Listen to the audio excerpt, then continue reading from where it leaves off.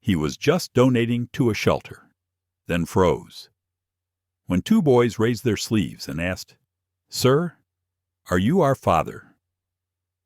Ellis Raynor had it all: the companies, the cars, the penthouse, with a view no one ever enjoyed but him. He built empires in silence, fought battles in boardrooms, and outran the ghost of a brother he hadn't seen in years. But nothing prepared him for the moment he walked into a children's home and saw two boys with identical birthmarks to his own. Who were they? Why did they look so much like someone he once loved and lost? And most haunting of all, why did their question feel like it had been echoing in his soul for years? This isn't just a story about blood ties. It's about what we choose when no one is looking, about the family we build when legacy fails, and about how a man who had everything found something deeper, the truth he'd been running from. In the eyes of three forgotten children. If you're ready for a story that will stir your heart, challenge what you believe about family, and make you question how far you'd go for redemption, don't scroll away. Like, share, and subscribe to join us as we begin this unforgettable journey. It was raining again in Willow Ridge. Not the heavy, dramatic kind of rain, but that soft, persistent drizzle that seeped into your collar and followed you no matter how fast you walked. Ellis Raynor pulled up the collar of his coat and stepped out of his black Tesla, parked just outside the Riverlight Youth Center. The building was modest, 2 stories, brick walls, faded paint, not the kind of place he usually visited. But today was the annual check-in for the Raynor Foundation's charitable partners. His assistant had booked the meeting weeks ago. This was supposed to be quick. Inside, the receptionist greeted him with an awkward smile, clearly not used to seeing someone of his stature walking through the doors without cameras or a press team. He waved it off politely. No photographers, no speeches, just a handshake, a report, and then back to San Francisco. Ellis Raynor was a man who had it all. At 42, he'd built and sold 2 tech companies, made the Forbes list 3 times, and had recently purchased a vineyard for the peace, though he hadn't stepped foot on it in months. His home had 8 bedrooms. He lived alone. His phone never stopped vibrating, even when he turned it off, and his reflection tall, sharply dressed, calculated, drearily surprised him anymore. Until today. The executive director, a warm woman named Judith, guided him through the center. She explained the after-school program, the art therapy sessions, the scholarship funds they were applying for. Ellis nodded, offered a few dry affirmations, and checked his watch. "Before you go," Judith said, pausing near a doorway, "would you like to see the dining room? The kids are having dinner." He hesitated. Then, out of habit more than interest, he nodded. The room was lit with overhead fluorescence and filled with the low hum of conversation. Dozens of children sat at long plastic tables, chatting over trays of soup and rolls. Laughter floated in waves. Some spilled juice. Others traded desserts. Life was happening, despite every hardship. But Ellis's eyes went straight to the back corner. 2 boys sat side by side, quiet amid the chaos. Twins identical down to their shaggy dark hair and narrow shoulders. They didn't laugh. They didn't jostle. They passed a spoon between them, speaking in low voices only they could hear. Their sweaters were clean but oversized, their sleeves falling past their hands. One boy's left elbow was resting on the table. The other boy's right arm reached forward for the salt, and that's when Ellis saw it. The shape. A dark, delicate crescent curled just above the wrist, like a small ink stain that had always been there. The same one he had, the same one Marcus had. His heart didn't race. It stopped. The air shifted. He took a step forward, then another. Judith said something behind him, but it was distant, muffled, irrelevant. As he approached, the twins turned in unison. Brown eyes, steady gazes, not afraid, just curious. He crouched slowly, trying not to seem threatening. "Hi," Ellis said, unsure why his voice sounded so far from him. "I'm Ellis." One of the boys blinked. "I'm Noah." The other nodded. "Jude." Their voices were small but clear. One had a slight rasp, maybe from allergies. The other spoke like he had learned to be precise with his words, like their world had no room for repetition. "Is the soup any good?" Ellis asked, instantly regretting the question. Noah shrugged. "It's fine. Not as good as Daniela's. She's working tonight." "Daniela is?" he asked gently. "Our aunt," Jude said. "She's a nurse, late shift. We stay here after school." Ellis felt like the floor tilted slightly. "And your parents?" The twins exchanged a glance. Not sad, not angry, just resigned. "Our mom died when we were 5. Noah answered. "Our dad before we could remember." Ellis nodded slowly. His throat was dry. "What was your dad's name?" he asked, even though something in him already knew. "Marcus," Jude said. "Marcus Moreno." The name hit harder than he expected. Ellis looked down, pretending to adjust his cuff.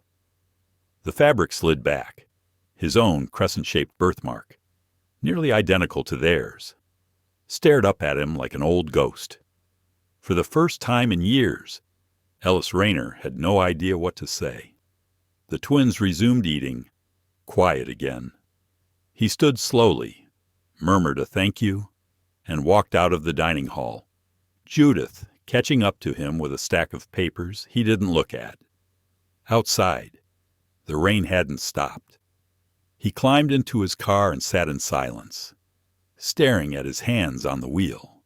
That shape on their wrists, he hadn't seen it in over a decade. Marcus was gone and buried, his ashes scattered across the Sierra Nevada, just like their parents. And yet they were here. Not just someone's kids, Marcus's kids, his nephews. Ellis leaned back in the seat, eyes closed. The sound of the rain louder now. In his mind, he heard Marcus's laugh. The bike rides, the late-night coding competitions, the last voicemail he'd never listened to. Then the name on the envelope flashed in his memory.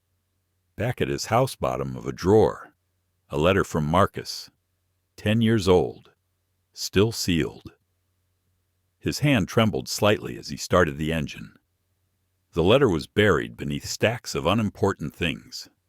Old conference lanyards, receipts from business-class flights, a few photographs from a fundraiser Ellis couldn't remember attending. The drawer hadn't been opened in years, not since he'd moved into this glass and steel penthouse overlooking downtown San Francisco. He found the envelope near the bottom, its corners softened by time. The handwriting was unmistakable.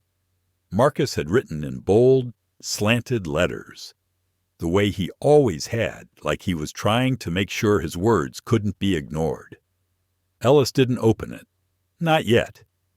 He stared at the envelope under the kitchen's recessed lights, as if it might open itself and explain what had gone wrong. It didn't. Instead, Ellis stood motionless, hearing echoes of a life he had tried to forget. The final months before Marcus died had been complicated. They'd spoken only once in that time brief. Strained.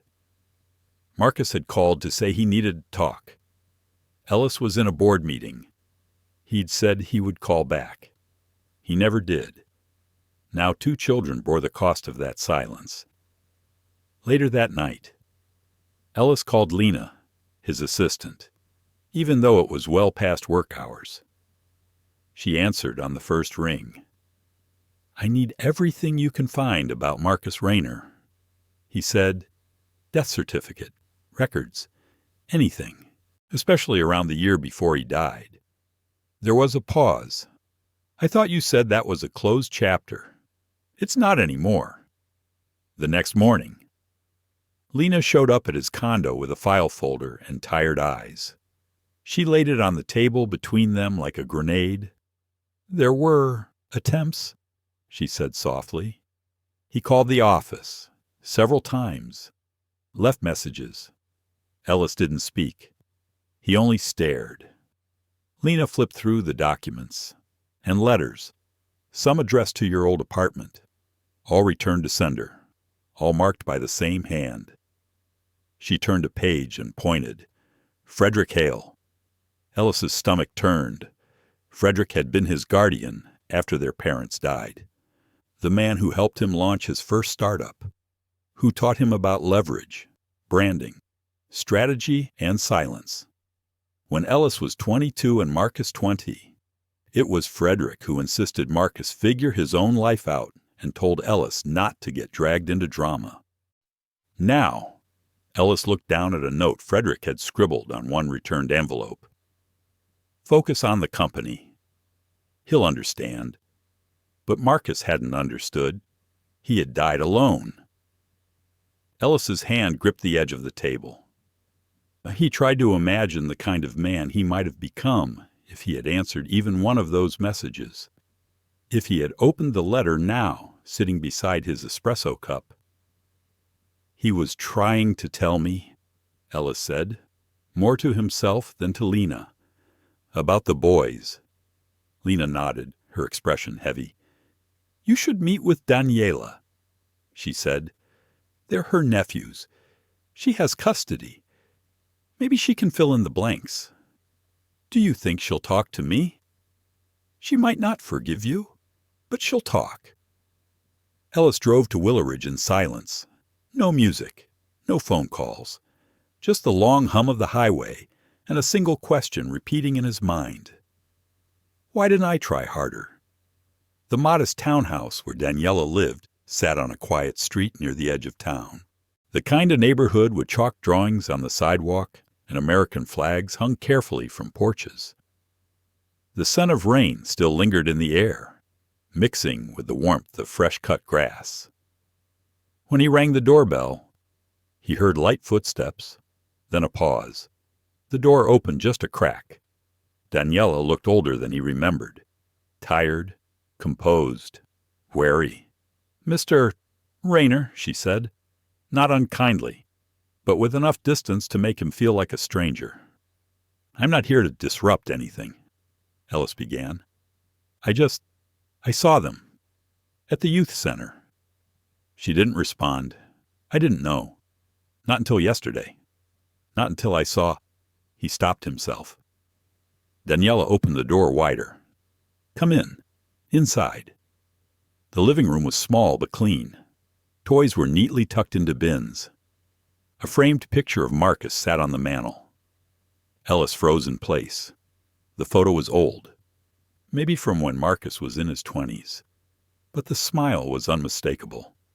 "He was happy for a while," Daniela said, following his gaze, "before Emma died." Ellis turned slowly. "You knew that they were his?" "Of course. He named them. He raised them, alone, until the cancer." Her voice caught. She recovered. "He wanted you to know. He tried. I know that now." Daniela crossed her arms. "Why are you really here?" Ellis paused. "Because I owe them more than a name on a birth certificate, and I owe him more than silence." She studied him carefully. "Noah's the skeptical one. Jude observes everything. If you're not real with them, they'll know." "I won't lie to them," Ellis said. "Not again." There was a long silence. Then, she nodded. "They're in the backyard. You can say hello." He stepped outside slowly, heart pounding harder than during any business pitch he'd ever delivered. The boys were crouched near the garden bed, arguing about whether to plant strawberries or tomatoes. Jude noticed him first, then nudged his brother. Ellis raised a hand in a small wave. "Hey." Noah narrowed his eyes. Are you the guy from the center? I am. Jude stood. Are you our Uncle Ellis, crouched to their level, remembering what Lena had told him? Don't overpromise. Don't overwhelm. I'm Ellis, he said. I was Marcus's brother.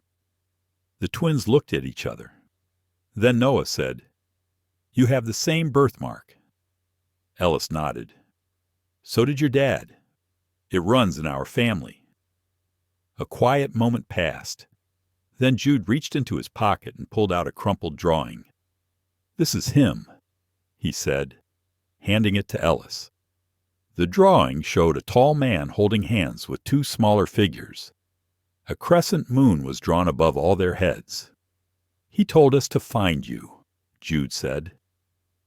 Ellis didn't speak. He couldn't, because in that moment, surrounded by the sound of birdsong and backyard laughter, he realized something that all the wealth in the world had failed to teach him. This wasn't about redemption. It was about becoming someone worthy of being found. He folded the drawing carefully, as if it were sacred, and looked up at them. Would it be okay if I came back tomorrow? The boys looked at each other. Then Jude nodded. Tomorrow's okay. Ellis didn't sleep that night. He sat at his dining table long after the city had gone to bed. The soft hum of the refrigerator, the only sound in his glass-walled condo. The lights were off. The skyline outside sparkled with distant luxury office towers, rooftop pools, lounges where men like him pretended they had nothing left to want. But Ellis didn't feel wealthy. Not with the memory of Jude's drawing in his pocket. Not with Noah's quiet stare lingering in the back of his mind. And not with Marcus's unopened letter still sitting on the table.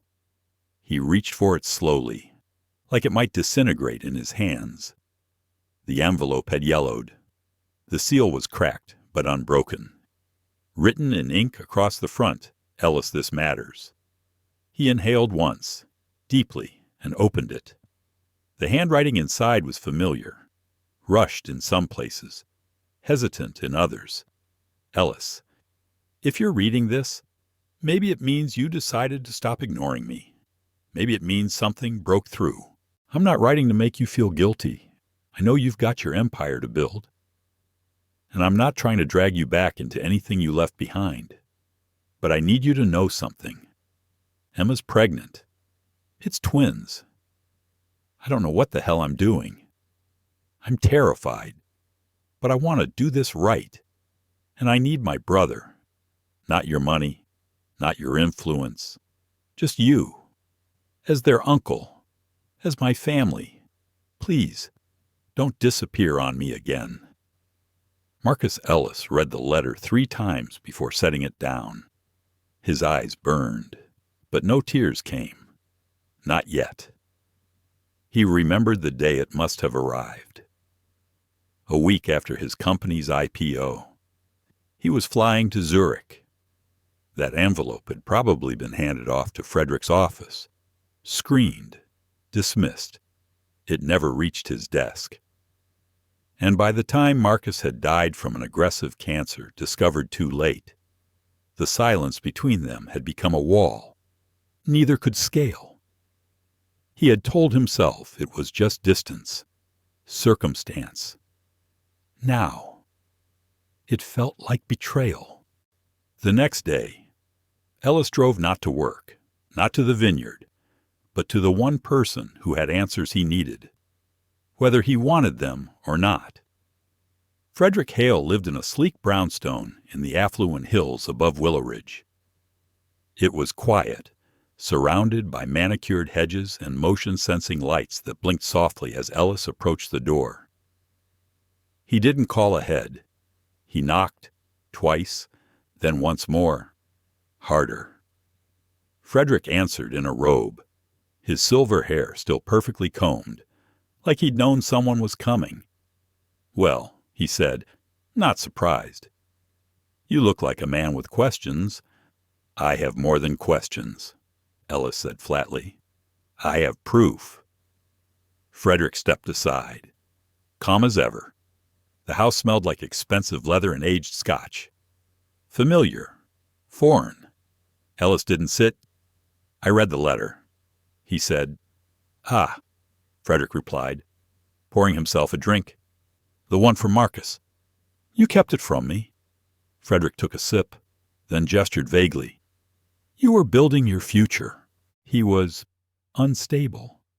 You don't build empires by chasing ghosts. You don't build families by ignoring them either. Ellis snapped. He was my brother. He was dying. Frederick sighed and set the glass down. You want the truth. Marcus was emotional, reckless. He made poor decisions. And I wasn't going to let him drag you down with him. Ellis stared at him in disbelief. You're not my father. No. Frederick agreed, but someone had to step in. Your real father left a mess behind. I cleaned it up. Ellis's voice was quiet, but sharp. You didn't clean it up. You buried it. You buried him. Frederick's expression tightened, but he didn't deny it. I did what I had to. You're here. Aren't you a billionaire? Respected? Feared? Powerful? I'm alone, Ellis said, and you made sure of that. A long silence settled between them. Then, Ellis dropped a small folder on the counter. In case you're wondering, he said, the boys are smart, gentle, and they know their father loved them, despite everything you erased. He turned to leave. Frederick didn't follow. That night, back at his condo, Ellis did something he hadn't done in years. He opened the dusty storage bin from his childhood, buried beneath photos and old-school ribbons. He found the cassette tapes they'd used to record their Raynor brothers' adventures when they were kids. There was one labeled simply Winter Camp Age 10. He found an old player in the same box, batteries still in it. He pressed play. The audio crackled to life. Marcus's younger voice rang out, wild and cheerful. Ellis says he's going to build rocket ships, but he still can't make a decent fire. Ellis chuckled. The sound caught in his throat. Then his own child voice responded, higher-pitched, confident. Marcus thinks he can climb every tree. He fell yesterday, face first. Both boys laughed, loud, real, free. The tape ended in static, but Ellis let it play anyway, because in that silence, he could still feel the warmth of a bond that hadn't vanished. Just lost its voice for a while. The next afternoon, he returned to Daniela's house. This time, he came with books, snacks, and a copy of Charlotte's Web, the same edition Marcus had read to him when they were little. Daniela met him at the door with tired eyes, but didn't stop him from stepping inside. The boys were playing with Legos on the floor. Noah glanced up first. You came back. Ellis knelt. I said I would. Jude studied him. What's that A-book? Ellis said, Your dad used to read it to me when I was your age. Daniela raised an eyebrow, but said nothing. Ellis waited. After a moment, Jude patted the carpet beside him. You can read it, he said. Ellis sat down slowly, opened the book, and began to read aloud. The pages felt heavy with memory, but his voice stayed steady. As the words flowed, Daniela watched from the doorway. She didn't smile. Not yet, but she didn't walk away either. Noah leaned against Ellis's shoulder by the second chapter. Jude rested his chin on his hands, eyes following every word. When the chapter ended, Ellis closed the book carefully. Would it be all right if I took you out this weekend just for a little while? A museum, maybe, or a bookstore. The boys looked at Daniela. She nodded slowly. If they want to go. The twins nodded in return, almost in sync. Ellis exhaled, just a little. Later that night, as he drove back into the city, the skyline came into view again. But it looked different now.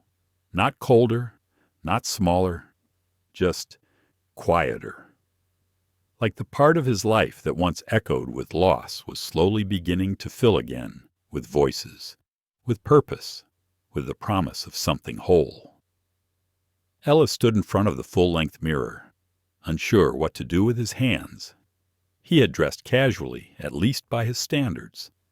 Dark jeans, a navy sweater, no blazer. He looked like someone trying not to look like someone important. And it wasn't working. His posture was too straight, his shoes too clean, his watch too expensive. He didn't want to intimidate anyone. Least of all, 2 7-year-old boys who had no idea what to do with a man who looked like their father but hadn't been there when it counted. Downstairs, his phone buzzed on the kitchen counter.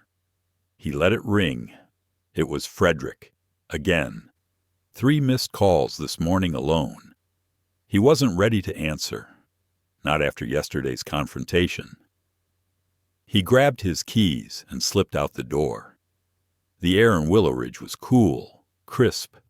Trees lined the sidewalk with leaves beginning to turn, arrange, gold, deep rust.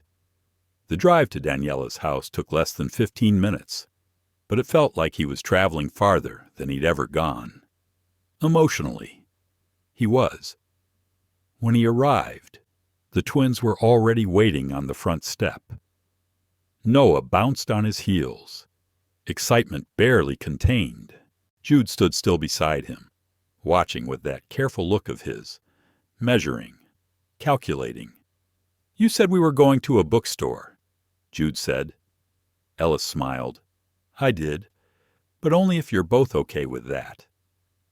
Noah practically sprinted to the car. Jude paused. "Do they have bagels? I think we can find a bagel." That earned a small nod. Daniela stepped outside. Her arms were crossed. Ellis had seen that posture before on executives, on investors, on lawyers, right before they delivered bad news. But Daniela's version carried more weight. "They've never been around men much," she said. "They might test you, or freeze up. Don't take it personally." "I won't," Ellis said. "And thank you for trusting me with them." "I'm not there yet," she replied. "But I'm watching. At the bookstore." Noah ran ahead, drawn to the graphic novels, while Jude hovered near Ellis, flipping through books slowly. Ellis knelt beside him. "Do you like to read? I like stories that end happy." "Not all of them do," Ellis said gently. "I know," Jude replied, "but I still like to hope." That stopped him. He hadn't hoped in a long time. Not really. They left the store with 3 books, a plush fox Noah couldn't part with, and 2 bagels with cream cheese. Jude took his plain. Noah wanted blueberry with strawberry spread. Ellis bought both. Back at the house, Daniela met them at the door again. "How was it?" she asked. Noah held up the plush fox like a trophy. "Best day." Jude only gave a thumbs up, but his eyes held a glint Ellis hadn't seen before. Later, as the boys disappeared to their room, Daniela poured 2 mugs of tea in the kitchen and offered Ellis a seat at the small table. "I found something," she said. "It was in Marcus's things. I didn't open it." She placed a sealed envelope on the table. The handwriting was Marcus's. Ellis's breath caught.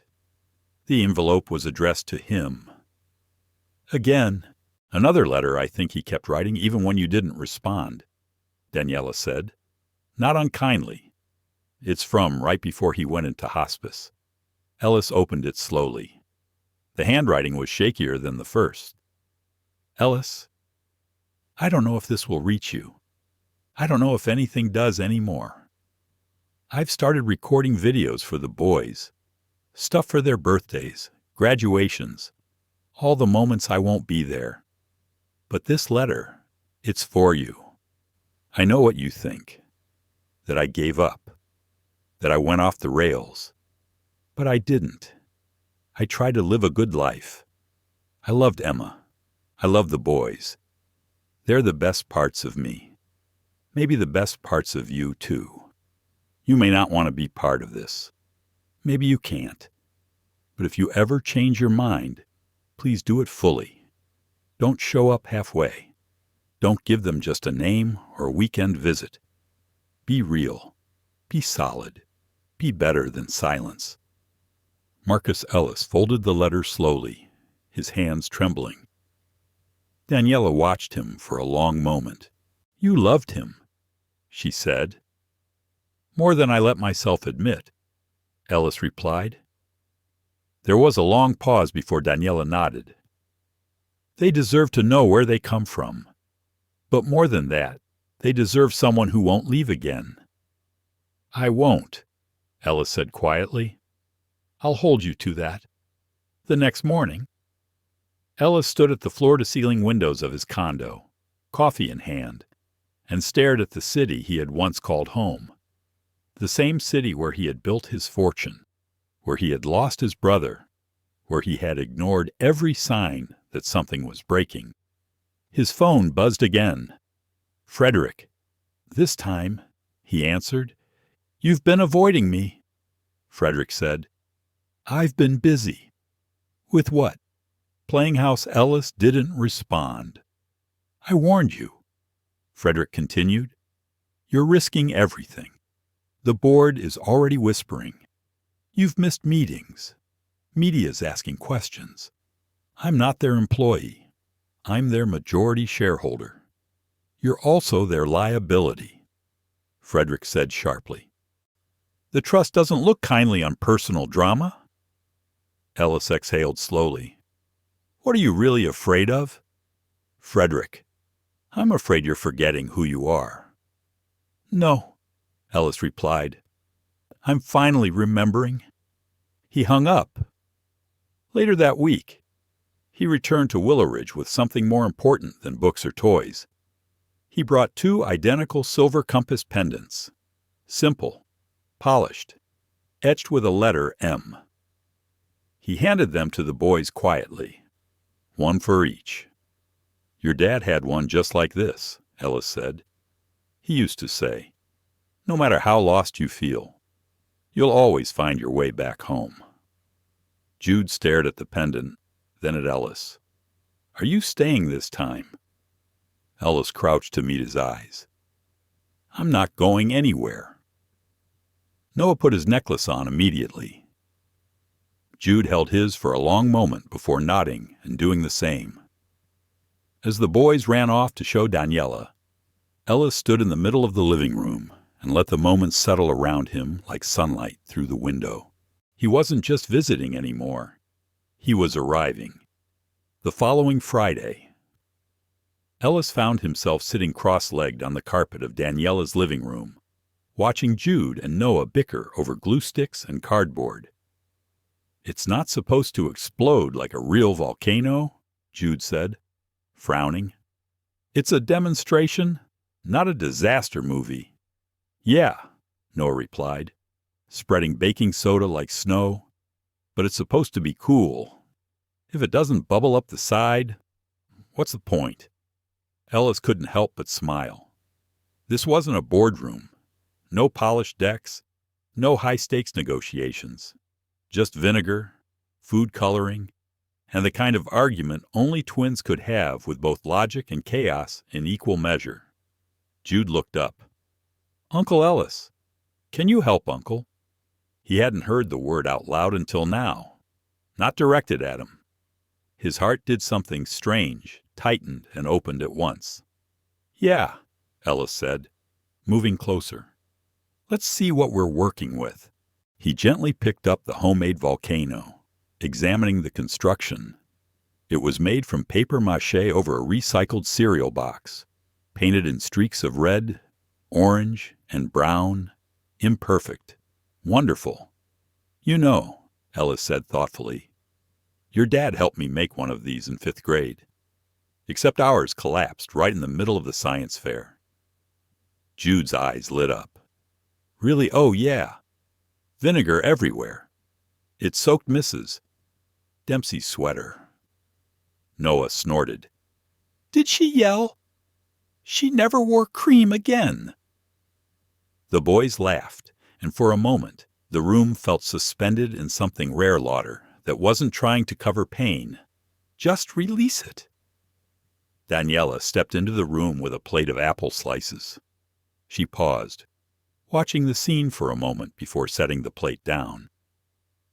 You're good with them, she said quietly. Ellis looked up. They make it easy. She nodded, but didn't sit.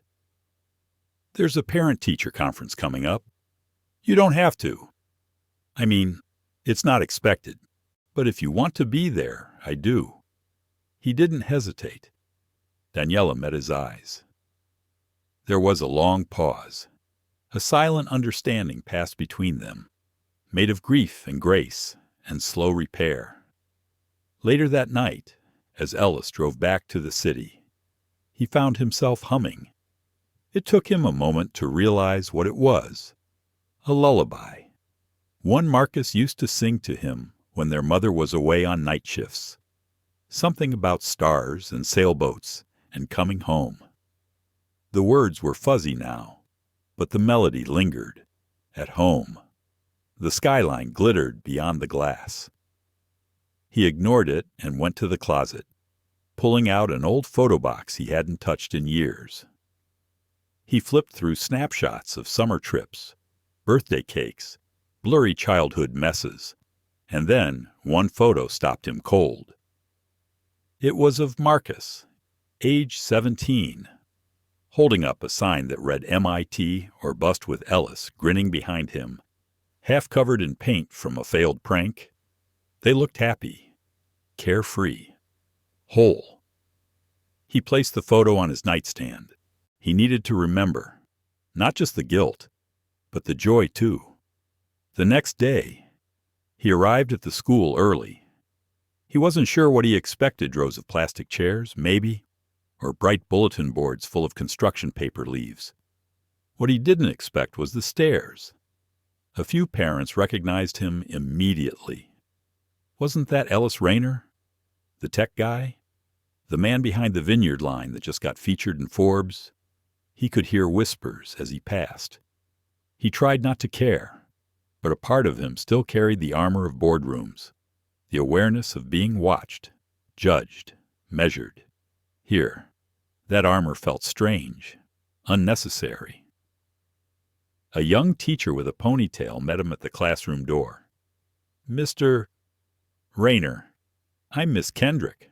I have Noah and Jude for science and homeroom. Ellis offered a handshake. Nice to meet you. They talk about you. You know, she said with a smile. Mostly about bagels and some kind of space laser. Ellis laughed. That one was Noah's idea. A science fiction breakfast story. They're smart, she said. Sharp. Jude's a natural leader. Noah has imagination that doesn't quit.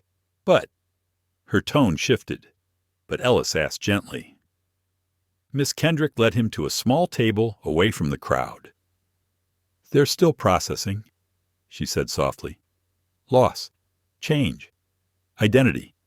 They're doing well, but there are gaps, places they don't quite know how to fill. Ellis nodded slowly, like they're waiting for something. Yes, or someone. She looked at him carefully. They asked me last week if you were really their uncle, and if uncles leave.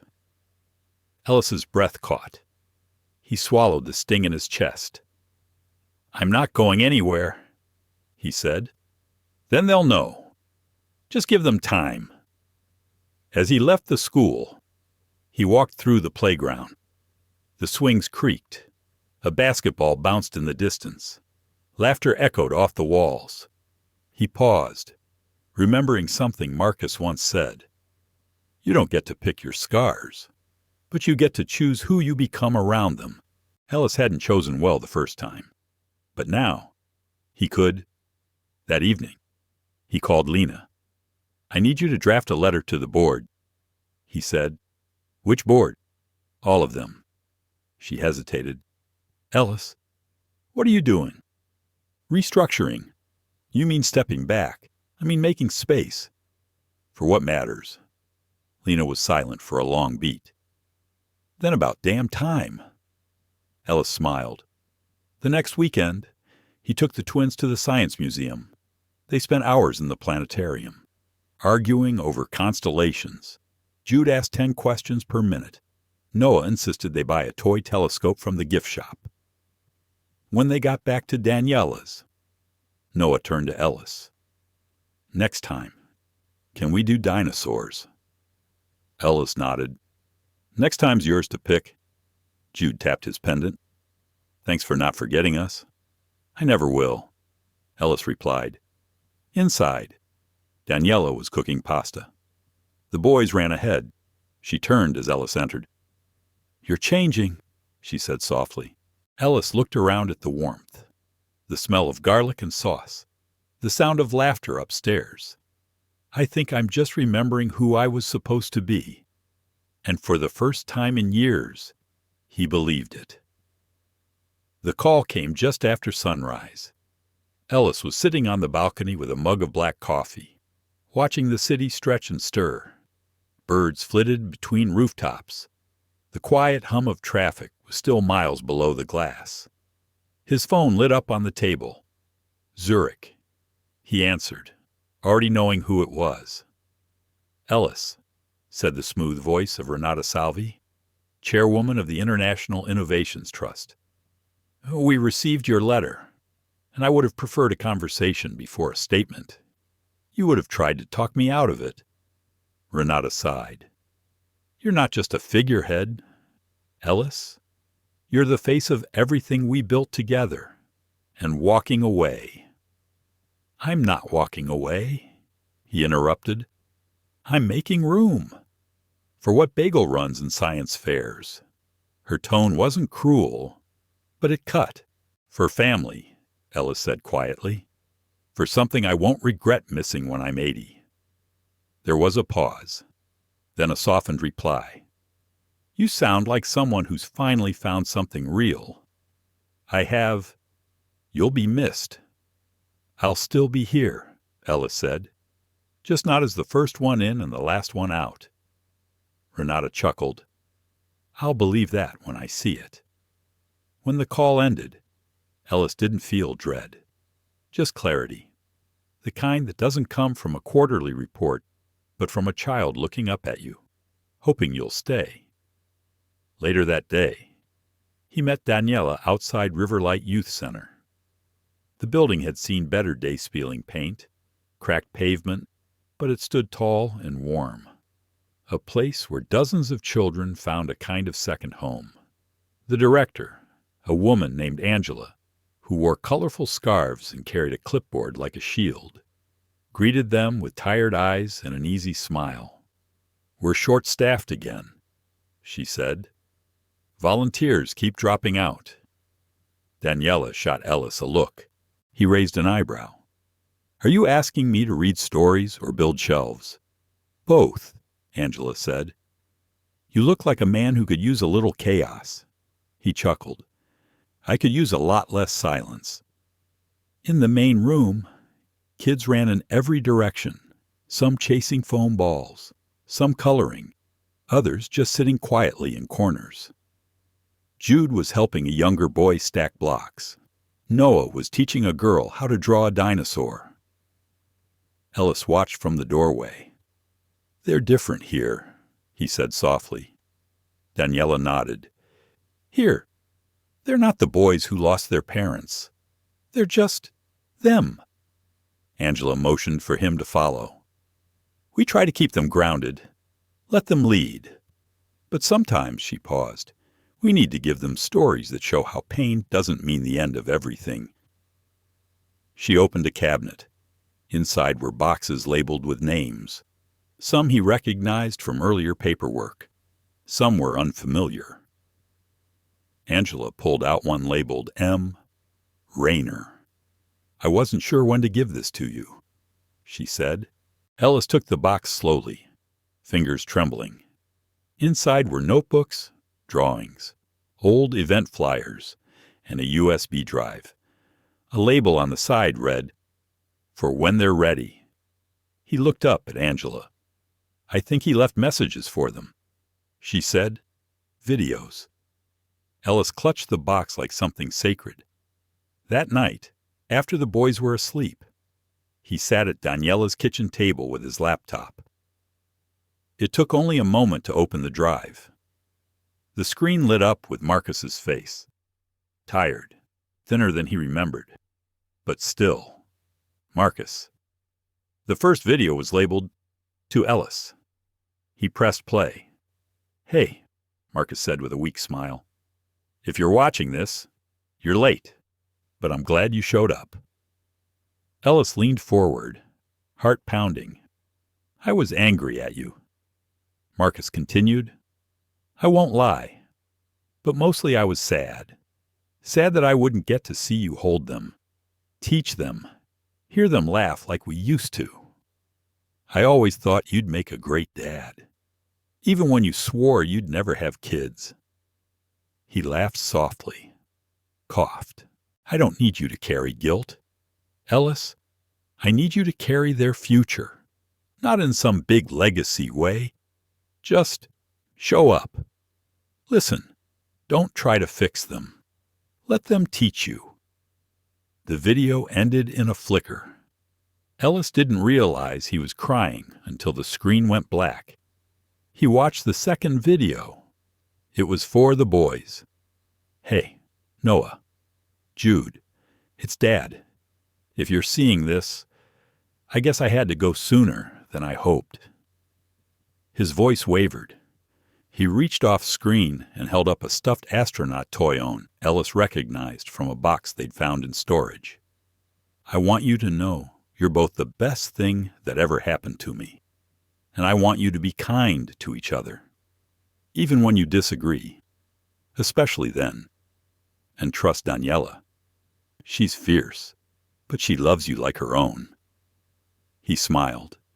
"And Ellis, he's your uncle.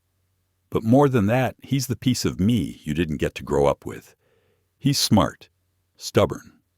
And if he's around now, it means he finally came back."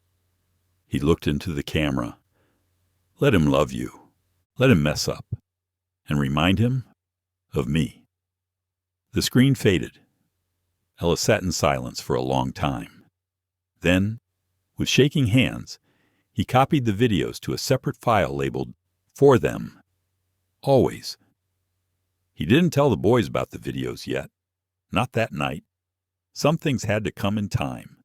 Instead, the next morning, he made pancakes shaped like dinosaurs. Noah declared his the best T-Rex breakfast in history. Jude, mouthful, said, "I like you better when you're not working." Ellis laughed. "So do I." After breakfast, they built a fort out of couch cushions and quilts. Daniela pretended to be annoyed, but left them alone. "Inside the dim little cave," Jude whispered. "Did you know our dad used to draw rockets?" Ellis nodded. "He wanted to be an engineer. Like you. Exactly like me," Ellis said. Noah leaned back against a pillow.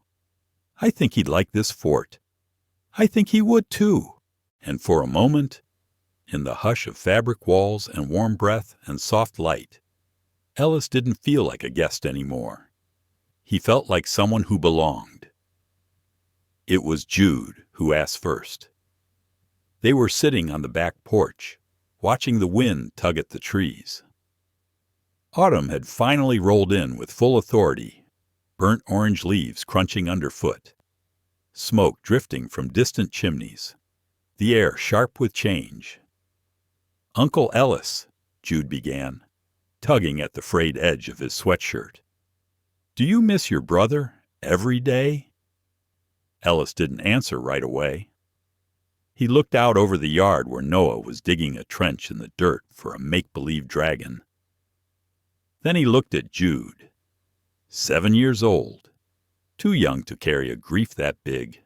And yet, here he was, holding it like a question with no right answer. "Yes," Ellis said finally. Every single day. Some days louder than others. Jude nodded, thoughtful. Sometimes I forget his voice, he said quietly. I try to remember, but it slips away. Ellis felt something clench in his chest. You don't have to carry it all by yourself, Jude. He left parts of himself behind you, in Noah, in everything he built for you. Jude looked up. And in you, I hope so. A beat of silence. Then Jude asked, Why did you wait so long to come? Ellis swallowed. The question hit like a stone. He'd rehearsed answers in his head, excuses, half-truths, but none of them felt right here. I was scared, he said finally. Not of you, of who I used to be, of what I'd lost. Jude didn't say anything, but he didn't look away. Ellis continued. I thought staying away would protect you, but I think I was really protecting myself, and I missed so much because of it. Jude blinked slowly. Then, without a word, he leaned over and rested his head against Ellis's arm, a silent kind of forgiveness. Noah ran up moments later, breathless. I found a blue rock. It's magic. It grants one wish. Jude sat up. Only one. Only one. Noah confirmed, but it only works if you both believe in it. He held the stone out like an offering. Ellis took it in his palm. Cool, jagged, ordinary, and yet, in the hands of a child, it felt like something sacred. I think we should wish for a dog, Noah said. Ellis laughed. A dog, yeah. One that chases dragons and sleeps on our feet and eats pancakes. Daniela opened the screen door, wiping her hands on a dish towel. If you get a dog, you're also learning to clean up after it. I will, Noah shouted. I'll do all the poop stuff. That's the spirit, Ellis said, chuckling. That night, after dinner, Daniela poured 2 glasses of wine and joined Ellis on the porch. You told them the truth, she said, about why you stayed away. They deserved it. She sipped slowly. I was afraid, that you'd show up, make a big impression, then disappear again, like so many others. I don't blame you, but you've stayed. I'm not sure I know how to leave anymore. She gave him a look. Don't say things you don't mean. I'm not, Ellis said, his voice low. In fact, I've been thinking. Daniela waited. I want a petition for shared guardianship. She set the glass down carefully. That's a big step. I know. I'm not trying to take them away. I just want it to be official. Not so easily undone. Daniela looked at him for a long time. They love you, she said. Even Jude. Though he tries to pretend otherwise, I love them back. They've had too many people vanish. Ellis, you need to understand that this isn't a weekend project. I'm here, every day, if they'll have me. She leaned back in her chair. Then let's talk to the lawyer. A few days later, in a quiet office filled with dusty books and soft-ticking clocks, Ellis found himself signing documents with shaking hands. The boys were in the waiting room, reading comic books. The lawyer, an older woman with kind eyes and silver-streaked hair, walked them through the process. It'll take a few weeks, she said, but this starts the shift. Daniela added her signature beside his. You really want this, she said. Not as a question, but as a statement. I want to be held accountable to them. To you. I don't want love to be casual anymore. After they left the office, they walked the boys to a nearby diner, over grilled cheese and tomato soup. Ellis broke the news gently. We're going to make things official, he said, so that I can help take care of you. Legally, just like Aunt Daniela does. Noah blinked. You mean like a dad? Jude was quiet. Is that allowed? Yes, Daniela said softly. We talked about it, and it means Ellis can do things like sign school papers, pick you up, be part of the decisions. Noah grinned. Cool. Jude looked at Ellis carefully. Are you sure? Yes, Ellis said. 100% sure. Jude considered it, then nodded once. It wasn't exuberant. It wasn't loud. But it was enough. That evening, Ellis stood in his apartment, watching the sunset wash over the skyline. The silence was different now. Not empty. Just waiting. He pulled out the old compass pendants from his drawer. He held one in his palm, then added a tiny inscription to the back. Always E. The next morning, he gave it to Daniela. For you, he said, because you've been their anchor. She opened the box, startled. You didn't have to, I did. And I will. From now on. She held it close, her voice catching. Thank you. He left her on the porch, standing in the golden light. Later, the boys found him in the garage, helping organize old boxes for donation. Noah tugged his sleeve. Uncle Ellis. Yeah. We talked about the wish. Oh, we changed it, Jude said. Ellis turned, curious. To what? To this, Noah said, holding up a piece of paper. It was a hand-drawn picture of the three of them, Ellis, Jude, and Noah, standing in front of a crooked house with a dog, all smiling under a sky filled with stars. We wished for a forever family, Jude said. Ellis didn't answer right away. His throat was tight. So he just knelt down, opened his arms, and let them fall into him. A tangle of limbs and breath and quiet joy. A wish answered, not by magic, but by showing up and staying. The letter came in a crisp white envelope. No return address, just the boys' names typed in block letters. Noah and Jude Moreno, CEO Daniela Moreno. Ellis found it on the porch swing late one afternoon, half-tucked under a rain-warped copy of the Willow Ridge Gazette. He turned it over, heart already uneasy. Inside, the words were brief but sharp, pursuant to custodial rights and biological relations. I, Frederick Hale, intend to reopen guardianship proceedings for Noah and Jude Moreno. The rest blurred. Ellis stood frozen, the wind rustling the paper in his hands.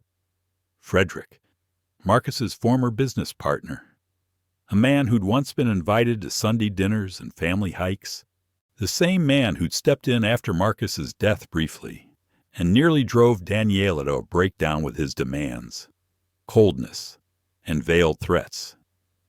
They thought he was gone, that he'd given up. Clearly, he hadn't. Daniela was washing dishes when Ellis came in. The letter gripped tight in his fingers. She saw his face and stopped drying her hands. What is it? Ellis handed her the letter. He watched her expression harden as she read.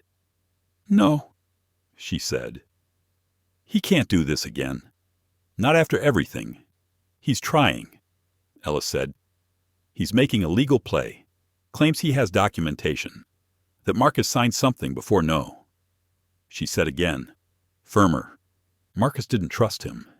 He told me, whatever document he's waving around, it's a fraud or a manipulation. Ellis paced, the walls pressing inward.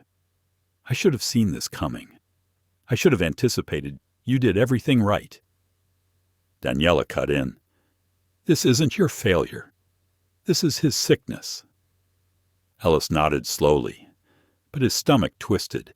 He thought about the boys, about their drawings, their laughter, about the wish for a forever family, how fragile hope still felt. He took a breath. We need to talk to Ruth.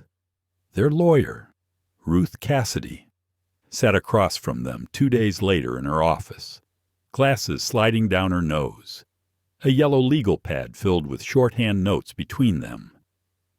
I've dealt with Frederick Hale before, she said. He's persistent, but not invincible. Can he actually take them? Daniela asked, voice tight. Unlikely, Ruth said, but not impossible. If he's obtained any prior documentation, however flimsy, he can file for review, and that forces us into court, which means the boys get dragged in, Ellis said quietly. Ruth nodded, even if indirectly. Their stability becomes evidence. Their emotional well-being will be scrutinized. School records, home assessments, past trauma, it all becomes part of the file. Ellis ran a hand through his hair. There has to be something we can do. There is, Ruth said. We file a preemptive motion. We request an injunction and produce Marcus's last directives. I have them, Ellis said. On video. Marcus made files for them. And for me. Ruth looked up, eyes sharp. That may change everything. Later that night, the air in Daniela's house felt different, heavier. The boys could sense it. Noah crawled into Ellis's lap during a quiet movie. Jude sat beside them, unusually still. You're mad, Jude said suddenly. Ellis looked down. Not at you. Is it the paper? Noah asked. We saw it. The envelope. You didn't hide it. Ellis took a slow breath. Someone from the past wants to change things, but we're not going to let that happen. Will he take us away? Jude's voice cracked. No, Ellis said firmly. We're going to protect you, all of us, together. Even if it goes to court. Jude asked. Ellis hesitated, then nodded. Even then, Jude leaned his head on Ellis's arm again. I dreamed about my dad last night, he said. He said to tell you to look under the piano. Ellis blinked. The piano. He said you'd understand. Later, after they'd gone to bed. Ellis sat by the upright piano in Daniela's den. It hadn't been played in years. Dust coated the keys. He crouched down and felt underneath, running his fingers along the inner edge. There, taped in plastic, nearly invisible, was a sealed envelope. Inside a single handwritten page, Marcus's handwriting, to whom it may concern, in the event of my death. I explicitly state that my children, Noah and Jude Moreno, are to remain under the care of their aunt, Daniela Moreno. I do not authorize Frederick Hale or any of his business interests to assume legal guardianship. He is not family. He is not safe. Please honor my children's well-being above all else. Signed, Marcus E. Raynor below. It was a date. 6 months before Marcus died. Ellis stared at the paper, heart pounding, a last safeguard. The next morning, he brought it to Ruth. She scanned it, then smiled for the first time in days. This is powerful, she said. Combined with the videos and your current motion for guardianship, it paints a very different picture. But just as they prepared to file, Frederick made his move. He showed up in person.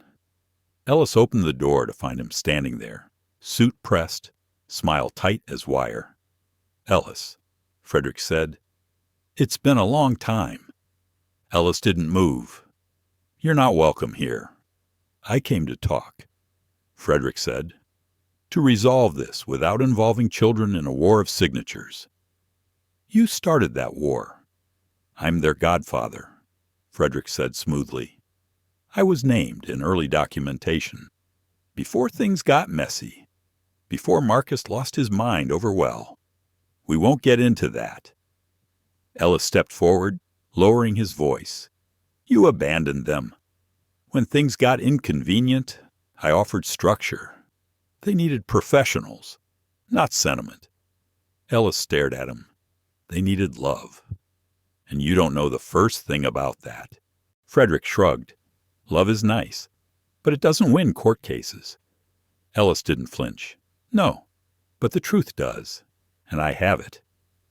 Frederick's smile faded slightly. We'll see." As he turned to leave, Ellis closed the door behind him, heart racing. Daniela appeared in the hallway. "He's desperate," she said. Ellis nodded. "And we're ready." The courtroom smelled faintly of wood polish and paper. Ellis sat at the front beside Daniela.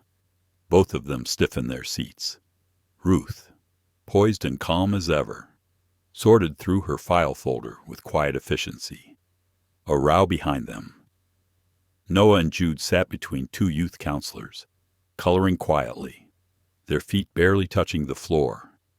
They didn't understand everything, but they understood enough someone wanted to take them away, and they'd been here before. The room buzzed with quiet conversations until the bailiff called for order. The judge, a woman in her early 60s with silver hair pulled into a tight bun, entered with a slow, deliberate pace. Her nameplate read, Judge Clarice Hammond. She adjusted her glasses and looked out over the room. "This is a preliminary hearing on the guardianship petition and motion for injunction filed by counsel representing Ellis Raynor and Daniela Moreno," she said. "We are here to assess any conflicting claims of custody or guardianship over minors Jude and Noah Moreno." Frederick Hale sat at the opposing table, dressed in dark gray, his expression unreadable. His lawyer, a sharp-faced man named Todd Berenger, stood when called to speak. "Your Honor, my client has documentation indicating he was named as godfather and primary guardian by the deceased, Marcus Raynor, at a time when neither Ms. Moreno nor Mr. Raynor's estranged brother were involved in the children's lives." The judge nodded, scribbling notes. "Ms. Cassidy," she said. Ruth rose slowly, her voice, calm and firm, carried across the room. "We respectfully challenge the validity of Mr. E. Hale's claim. Not only have the children been in the custody and care of Sid Moreno since their father's passing, but we also have both a video testimony and a handwritten legal statement from the late Marcus Raynor expressly stating that Mr. Hale should not be granted guardianship under any circumstances." The judge raised her eyebrows slightly. "A video," Ruth nodded. "Yes, Your Honor. It was recorded privately as part of end-of-life preparations and stored securely. It outlines Mr. Raynor's wishes in clear, direct terms." Frederick's lawyer stood again. "We question the authenticity and admissibility of a video file. Your Honor, there's no official witness, no date stamp, no verification Ruth held up a certified document. The metadata of the file has been reviewed by a forensic digital analyst. The original video has remained untampered with since its creation, and we have attached a notarized statement verifying its source and timestamp." The judge leaned back. "Let's see it." A large screen was wheeled into the room, and the lights dimmed. As the video began, Ellis felt his throat tighten. Marcus's face appeared tired, pale, but steady. "Hey," Marcus said, "if you're watching this, then something's gone wrong. I didn't want this to become a fight. But I know Frederick. I know how he works. And I know what matters most to me boys." He took a breath. "If Frederick Hale is trying to claim guardianship of my sons, let me be clear, I do not trust him. I've seen how he manipulates people, how he used my grief, my illness, to try to corner me into signing over their future." The courtroom was silent. I told Daniela everything. I left instructions. I may not have dotted every legal I the way Frederick would have liked, but I did what mattered, and I meant it. Marcus looked into the camera with a quiet, aching intensity. "They need love. They need family. They need Ellis. And they need Daniela. Frederick only ever needed control." He leaned forward, voice breaking. "If you're the judge, please don't let him win. Not over them. Not over my sons. The screen faded to black. No one moved. Even the bailiff seemed frozen in place. Judge Hammond cleared her throat, visibly moved. "Thank you, Ms. Cassidy." That was compelling. Frederick's lawyer stood slowly, but even he seemed thrown off his rhythm. The video, while emotional, does not negate our legal documentation, which, Ruth interjected smoothly, was superseded by a later handwritten statement dated 6 months before Mr. Raynor's death, found attached under the family's piano in a sealed envelope. Also authenticated. We've entered it into evidence. The judge held up a hand. "I've read the statement. I'm aware." Frederick shifted in his seat. His face, once polished and composed, had grown tight around the edges. He whispered something to his lawyer, who nodded quickly. Judge Hammond leaned forward. "I've reviewed the documents, the video, and the timelines. The boys have been in the care of Miss Moreno consistently. Mr. Raynor's wishes are now clearly on record, and the court gives weight to that testimony." She looked directly at Frederick. "Mr. Hale, while your previous involvement may have had surface legitimacy, your actions since Mr. Raynor's passing suggest a pattern of coercion and self-interest." She paused, letting the weight of her words settle. "I will be denying your request for custody review and filing a permanent protective injunction against future petitions unless new, legitimate evidence is brought forth." Daniela exhaled. Ellis didn't realize he'd been holding his breath until he nearly gasped. The boys didn't fully grasp what happened until later. But in that moment, Ellis looked back at them, Jude sitting still, watching with cautious eyes, Noah leaning sleepily against a counselor's arm, and he saw something new flicker in their faces, relief. After the proceedings, Ruth met them outside the courtroom. "You did it," she said quietly. "You saved them from being pulled apart." Ellis shook her hand. "Thank you, Ruth. I wouldn't have made it through this without you." Daniela hugged her, too. "We're going to tell them gently, piece by piece." That evening, as the sun dipped below the hills, Ellis took the boys on a walk through a small local park. Leaves crunched under their sneakers. The sky was the kind of pink that felt like forgiveness. "Is the bad man gone?" Noah asked. "He's not coming back," Ellis said. "Not to take you? Not ever." Jude looked up. "You promise, I promise."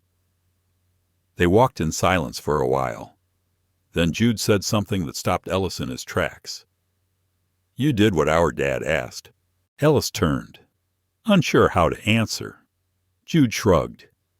"He wanted you to protect us, and you did. It wasn't said with emotion or fanfare, just a fact. But to Ellis, it felt like the loudest kind of approval." They reached the edge of the park and sat down at a bench. Ellis pulled out a folded piece of paper from his pocket. It was a note one Marcus had written years ago, back when they were barely speaking. He read it aloud. "Sometimes the people who leave come back different, but that doesn't mean they don't still love you. It just means they had to walk through fire to figure it out." Jude leaned against his side. "I'm glad you walked through it." Ellis looked down at them, 2 boys, full of truth and heartbreak and resilience, and he realized something. He wasn't walking through fire anymore. He was walking them home. Ellis didn't expect the knock. It came on a quiet Saturday afternoon, when the house smelled of cookies and the boys were sprawled on the rug, building a Lego tower that had taken 3 days to perfect. Daniela was in the garden, trimming her stubborn rose bush. The weekend had finally started to feel like one of those rare, ordinary moments they all needed safe, simple, healing. So the knock startled him. 3 sharp raps, Not rushed, not angry, but firm. Ellis opened the door, expecting a neighbor, maybe the mail carrier, or someone dropping off another casserole. Since the hearing, the community had reached out more than he ever imagined. But it wasn't a neighbor. It was a woman, mid-30s, rain-soaked, holding a red folder and an umbrella that had clearly broken somewhere along the walk. "Mr. Raynor," she asked, her voice cautious but steady. "Yes," he answered, confused. "My name is Clara Bell. I used to work with Marcus years ago." The name didn't ring a bell. She smiled gently, reading his hesitation. "Not in tech, in outreach. We ran a volunteer program together before he got sick. I was part of something he left behind, something I think you need to see." She held out the folder. Ellis hesitated. "Why now?" Clara sighed. "Because I waited too long, and now I'm afraid if I don't say it now, it'll stay buried forever." He stepped aside. "Come in." She entered slowly, wiping her boots. The boys looked up, curious, but Ellis motioned for them to stay where they were, in the kitchen, over chamomile tea. Clara opened the folder. Inside were photos grainy, old, but unmistakable. Marcus with the boys, just toddlers. Marcus holding a woman's hand, and one photo, tucked inside a sealed plastic sleeve, that made Ellis's breath catch. It was Marcus, with another child, a girl. "She's their sister," Clara said quietly. "Marcus had another child, a daughter, before the twins." Ellis blinked. "That's not possible." Clara nodded. "It was short, complicated. Her mother passed during childbirth. Marcus tried to raise her, but with his early startup days, the travel, it overwhelmed him. He made arrangements, private, quiet. She was placed into care through a family connection, and he never fully forgave himself." Ellis reached for the photo. The girl, maybe 8, had Marcus's nose, his eyes. "Her name is Ivy," Clara said. "She's in Oregon, foster care. Bounced around. No one knew where Marcus's file ended up. Until I found it again, after hearing about the case in court." Ellis leaned back, stunned. "There's more," she added, carefully. "Marcus left a video for her, too. Same series as the one you played in court, but it was locked. I had the passcode. It was the name of your mother." He looked at her sharply. "Why are you giving this to me?" "Because Marcus always said if he couldn't be there." "You would be.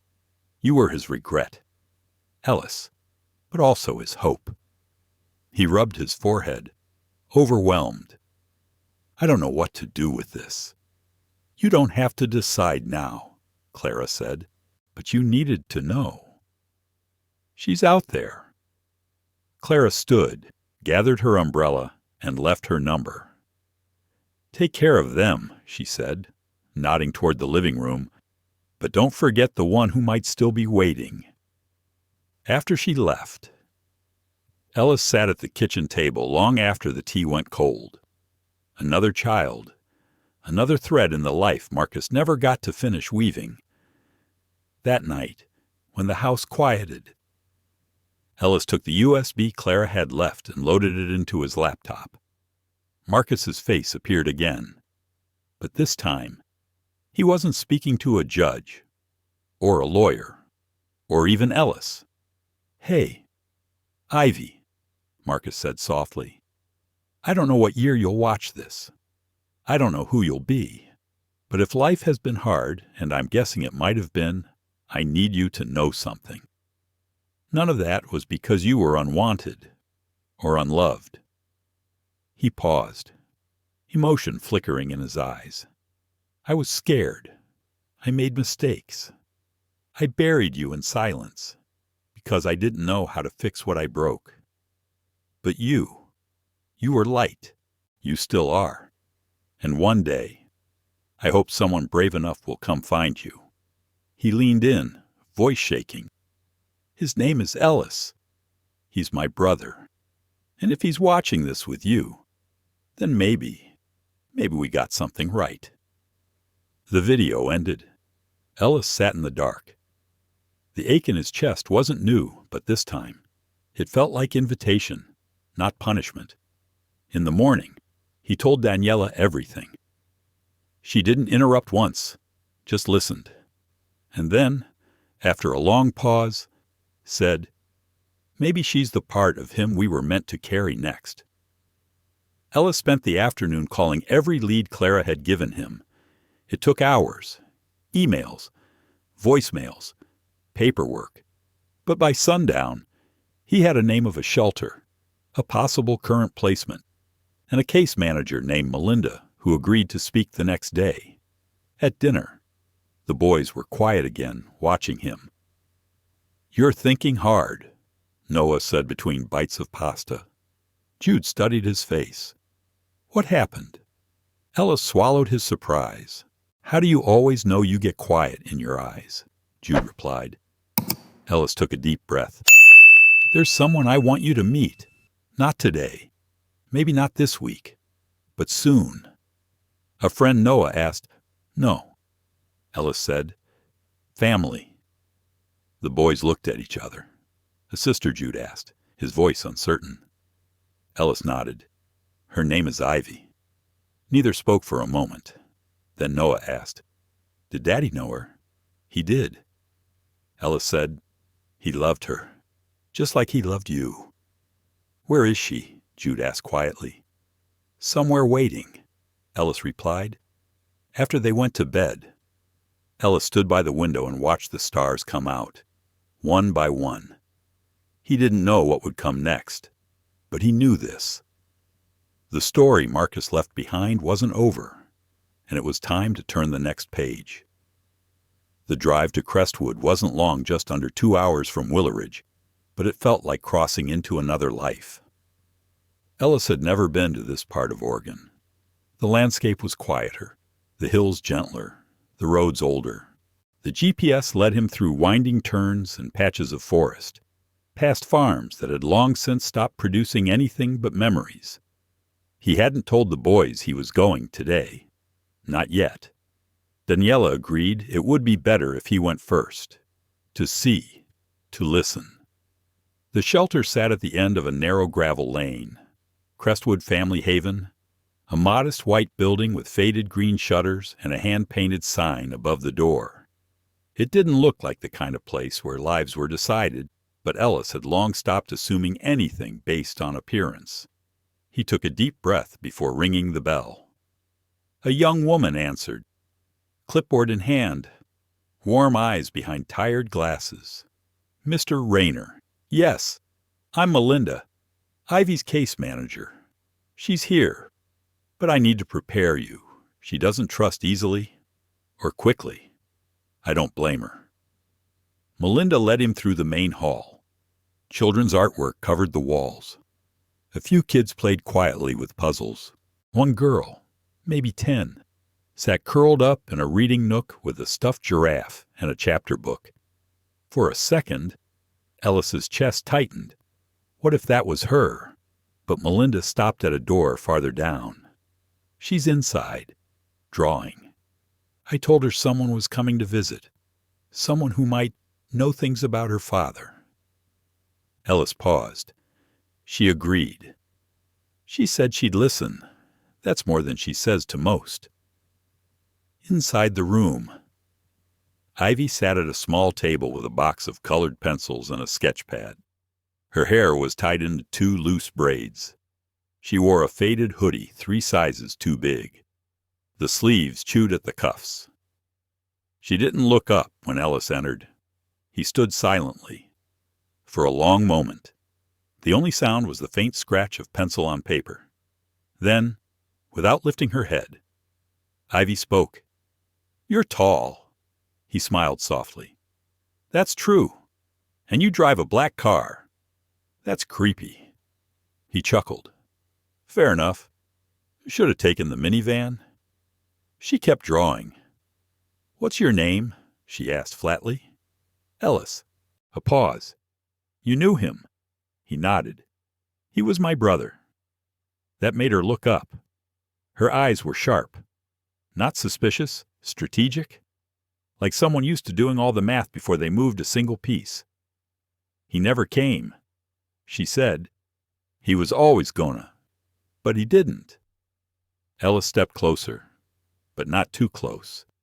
He crouched so he was eye level, hands resting on his knees. He wanted to. I think he didn't know how. That's what everyone says. He reached into his coat pocket and pulled out the photo Claire had given him. Marcus holding Ivy as a baby. He slid it across the table. She stared at it. That's me. Yes. She blinked. Just once. Her lip quivered slightly before she turned her face away. Why now? Ellis hesitated. Because I didn't know about you. Not until last week.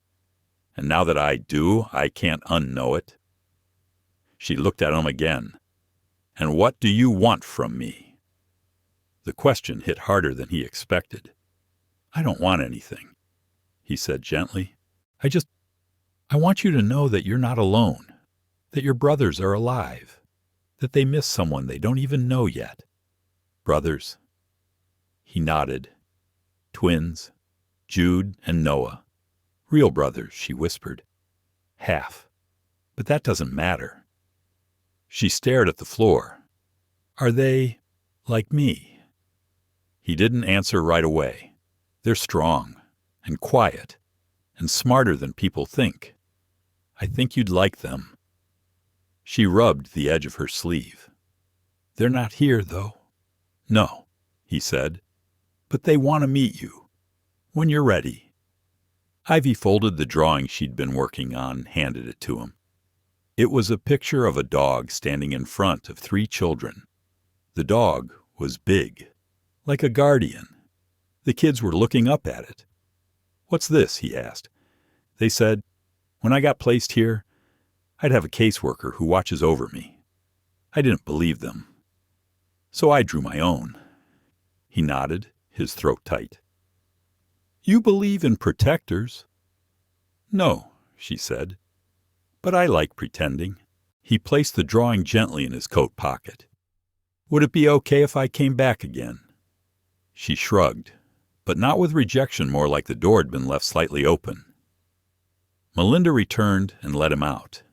Before Ellis left, she touched his shoulder. She never opens up like that, she said. You did something right. I don't think I did anything. I just listened. That's rare.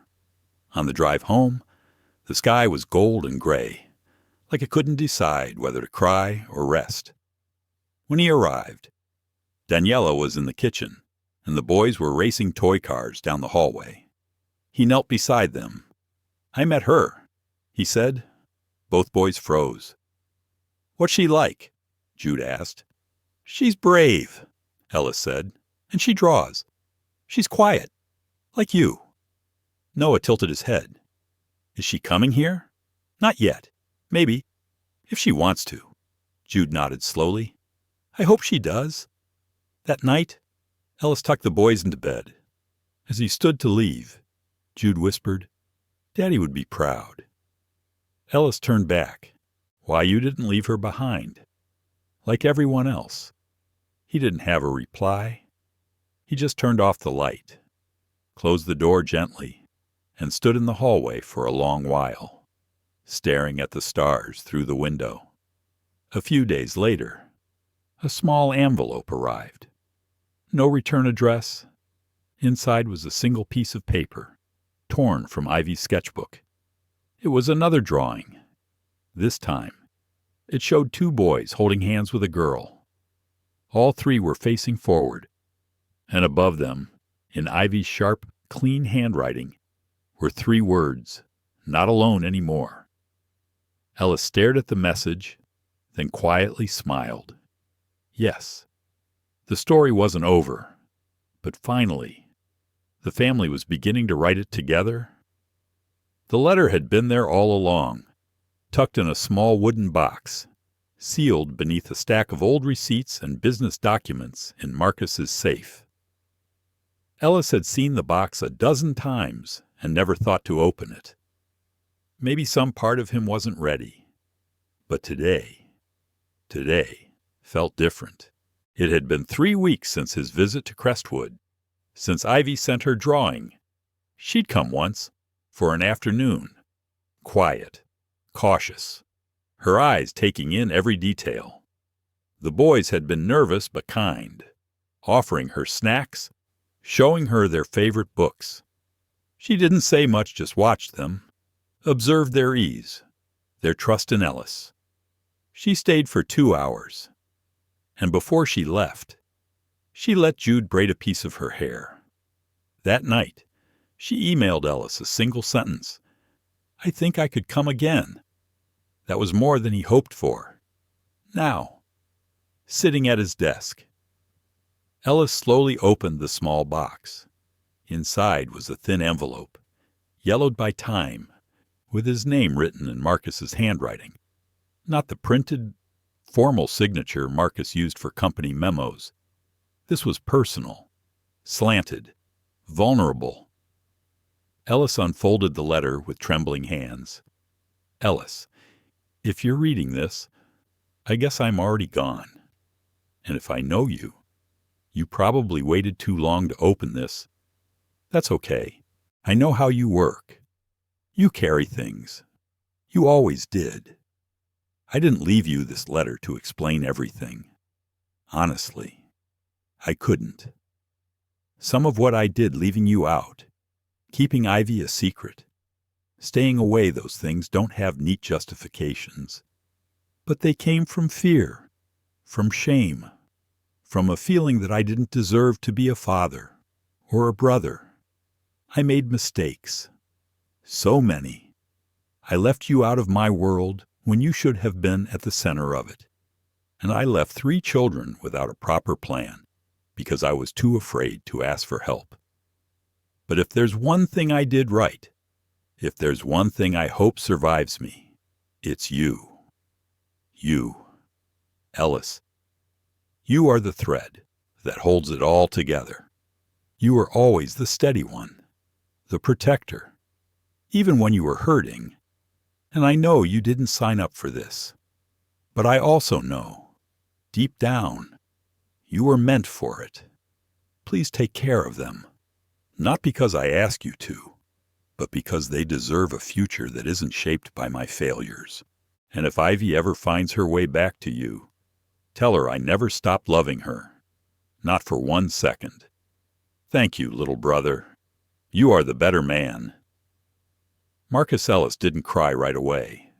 He sat there, staring out the window as the letter trembled slightly in his hands. Then he folded it back into the envelope and held it to his chest. Daniela found him there an hour later, the door open, the house quiet, except for the sound of the boys giggling down the hall. She walked in, said nothing, and just placed a hand on his shoulder. "I think he always believed in you," she whispered. "He just didn't know how to say it," Ellis murmured. Later that evening, he gathered the kids, Ivy included, visiting for the weekend, and told them a story. Not about legal battles, or courts, or broken trusts, but about a boy who grew up afraid to need anyone, and a man who finally realized it's okay to lean on family. He showed them pictures of Marcus as a child. He told them what Marcus was like before the world got heavy. Ivy listened without speaking, her fingers twisting the hem of her sleeve.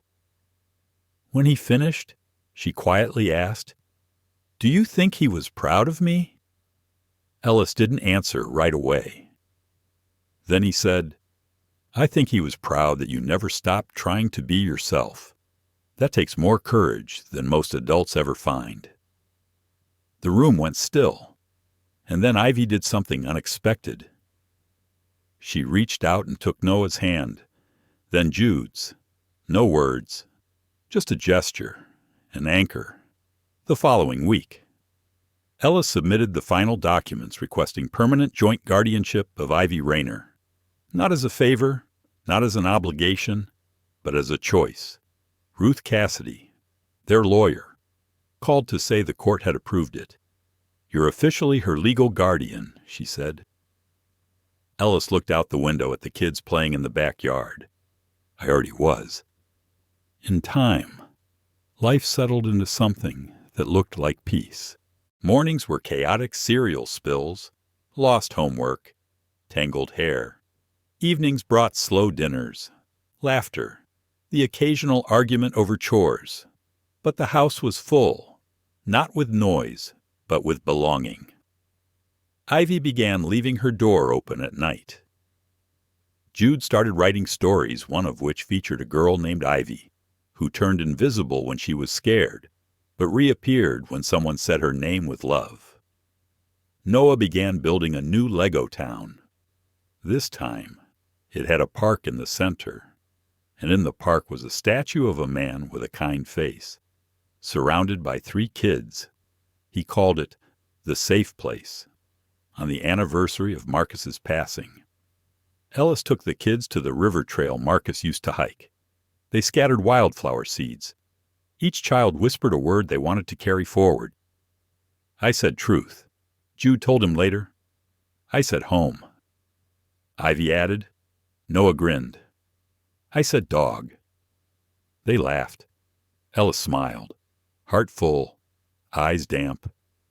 He didn't know what the future would hold. He couldn't guarantee it would be easy. But he knew this much. They were a family, not born, but built. And in the quiet, steady way Ellis had always lived his life. That was enough. More than enough. Sometimes, the most powerful stories aren't about heroes who save the world, but about the ones who quietly show up day after day and choose to love. Ellis Raynor didn't plan to be a father. He didn't chase after second chances.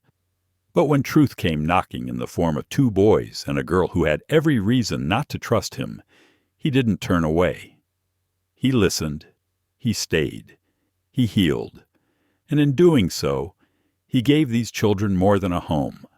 He gave them dignity, voice, future, in a world that so often discards the vulnerable, overlooks the forgotten, and lets silence hide injustice.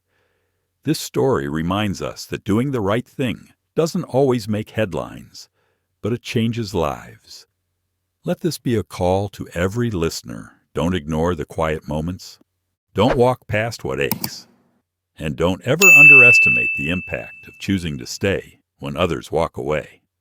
If this story moved you, if it made you feel, reflect, or cry, please like, share, and subscribe to our channel.